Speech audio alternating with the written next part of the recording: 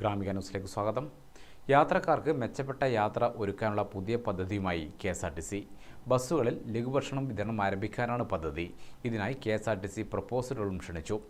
Bus യാത്രകളിൽ ലഘുഭക്ഷണം നൽകിക്കൊണ്ട് യാത്രക്കാർക്ക് മെച്ചപ്പെട്ട യാത്രാ സൗകര്യം ഒരുക്കുന്നതിൻ്റെ ഭാഗമായാണ് പുതിയ സംരംഭം ആരംഭിക്കുന്നതെന്ന് KSRTC chairman managing director.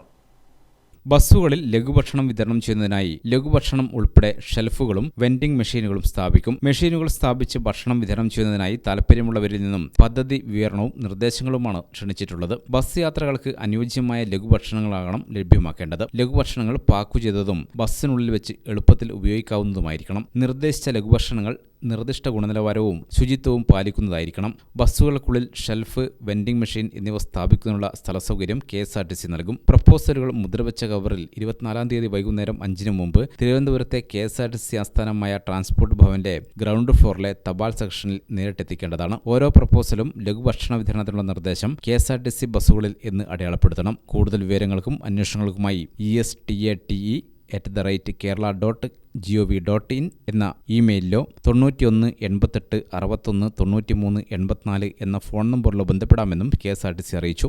News desk Gramika.